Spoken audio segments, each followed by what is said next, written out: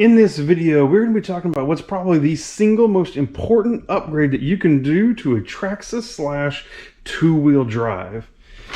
And that's installing the low center of gravity chassis kit for it. If you're new to the channel, welcome. My name is Troy and this is Roadside RC. You'll tend to find me bashing or crawling or drifting or racing, plus doing product review videos and how-tos. I have recently come away from a whole series that I did dedicated to two-wheel drive short course trucks where I compared this two-wheel drive Traxxas Slash to the Pro 2 SC10 from Team Associated. One of the biggest differences between those two vehicles is actually the chassis design. Still to this day, Traxxas sells this two-wheel drive Slash with this crazy high clearance convoluted kind of chassis here. This chassis is a very old design and it has a couple weak spots where it attaches back here between the gearbox and the rear shock tower. So this new kit here from Traxxas that replaces all of it with a low center of gravity kit. It's a very important big upgrade to this vehicle. First step is to get all of this out of the package and see what we have. It comes with two new Nerf bars to go on the side here, a new battery hold down attachment, foam along with some other screws and other hardware. This is a new front skid plate to help mount steering mechanisms and everything. Of course, the chassis itself in this bright blue color, and new springs to help with the driving dynamics of this new chassis, and a handy dandy set of instructions for how to do all this. The first step we're going to do is disconnect this whole rear bulkhead from the chassis. We're going to start by removing this wire mount, disconnecting the three wires. Note that they are color code matched. And then there's going to be two screws up here in the top to take out from the top, and there are going to be these two screws at the bottom, and then at that point this whole rear clip should be able to remove.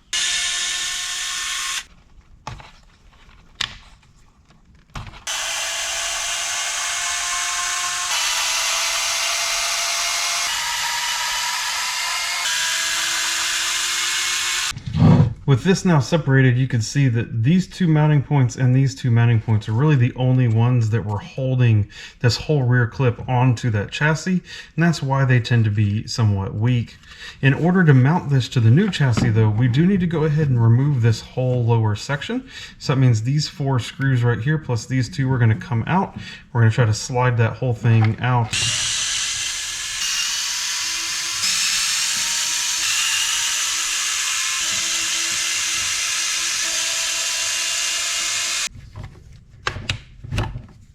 While you're here, this wheelie bar and bumper assembly loves to collect dirt in it, and it actually ends up eventually spreading it out and causing you to buy a new one. So while you're here, go ahead and make sure you clean all the dirt out of that. You should now be able to slide the whole chassis in and make sure that it clips in. There's a couple mounting tabs there.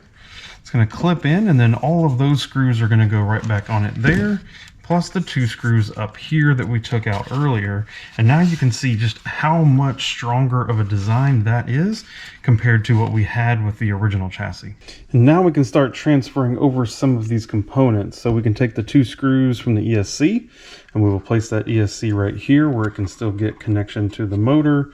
We'll take the receiver and it will mount back. The receiver box will mount back right over here nicely. And we'll route the wires through and stuff like this, all like it is kind of done on here to be a nice clean assembly.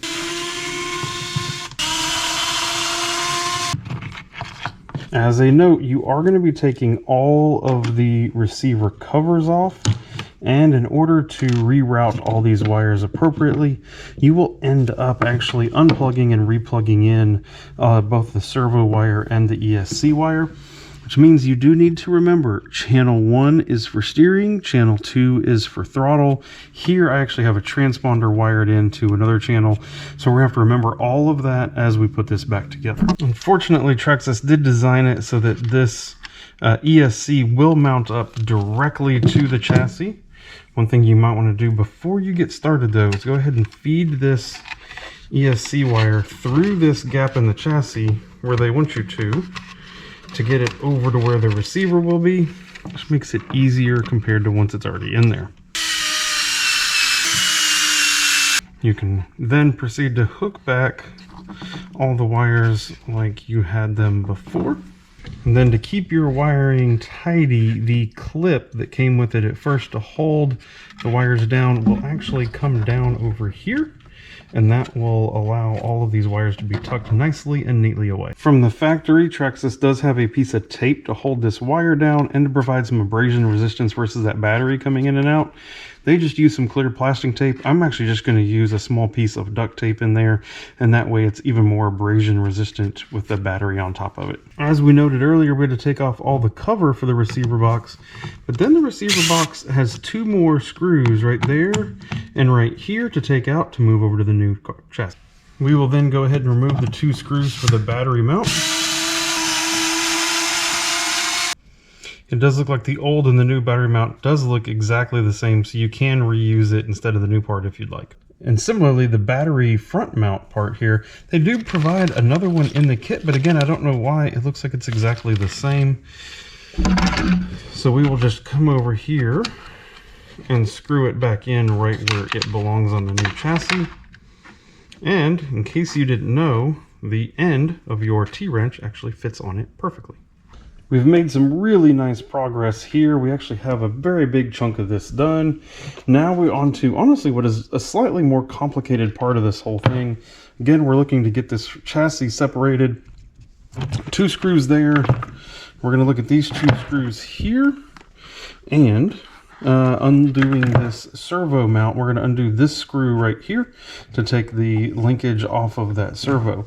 So those 5 screws and this front clip should come loose.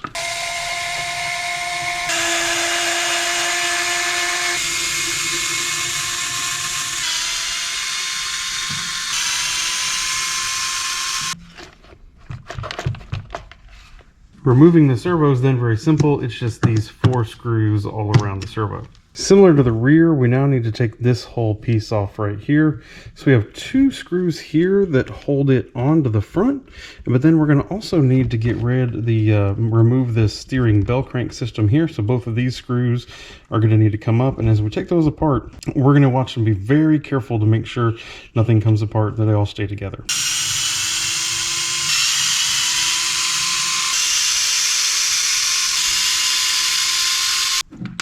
As an example, both of these screws do have little washers right underneath them. You do not want to lose these little washers. And then these should be able to slide up and off of there. Here's where this now gets just a little bit trickier compared to some of the things we've already worked on. This new piece, these slide in just like this, as you may expect. But instead of putting these long screws back through it, as it came with, it actually comes with alternate screws here. So that means you're going to be putting that washer on this screw, and then screwing it down here to hold it in. One thing of note, these standoffs right here where this whole turnbuckle system mounts is actually a common failure spot. And so it is not uncommon to, while we have this off, to actually drill that hole all the way through and actually reuse a bolt, something like this, or maybe just slightly longer. Actually put it through the whole thing with a nut on the other side in order to reinforce that standoff that holds these turnbuckles. I'm going to put it together today just as they show, and if I have any issues, then I will come back and do that modification. The next part here is, you'll notice there's actually 3 holes here, but the factory chassis only used 2 of them. So you have 2 screws that you already had from the your original vehicle. Those can go in here, and then included in the hardware set is 1 more screw to round that out so that you have all 3 screws filled. And as we go to mount the servo in here, you'll actually see that there's 2 positions. There's 4 holes on each side where you only really need 2. That's because it says that if you have this style of servo horn on here and you have this bell crank, that you need to be in this lower position. If you have the servo saver style, then you'll be in the high. We will clearly be in the low, which is great. And so we will screw all 4 pieces in there. The last step here is to actually shorten the servo linkage. You'll see my wheels are actually straight. We need to shorten it so that straight is also right where the servo was. I did leave the servo in the neutral position, which is straight up and down.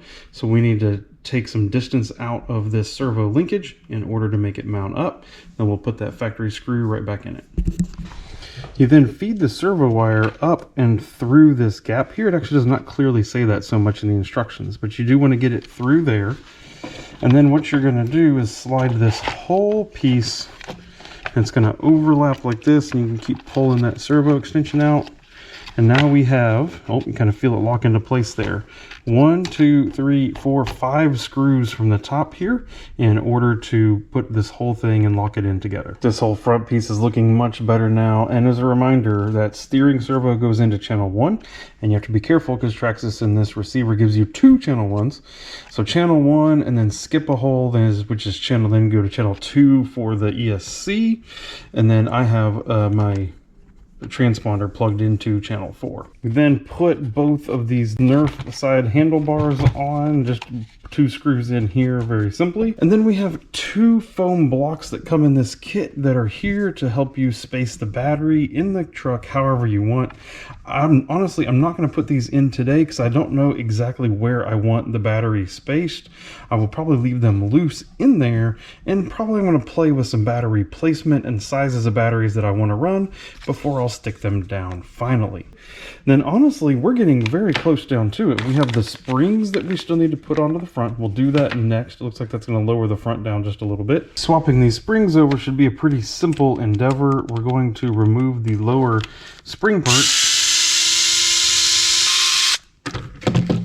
After removing that, this lower spring perch comes out quite easily. You just find the gap, it slides off, old spring comes off, new spring goes on, put it all back together. Check us out, we're now officially done. I mean, that looks so much better than what it did when we first started. It looks more durable. The chassis lost like 2 inches or more ground clearance.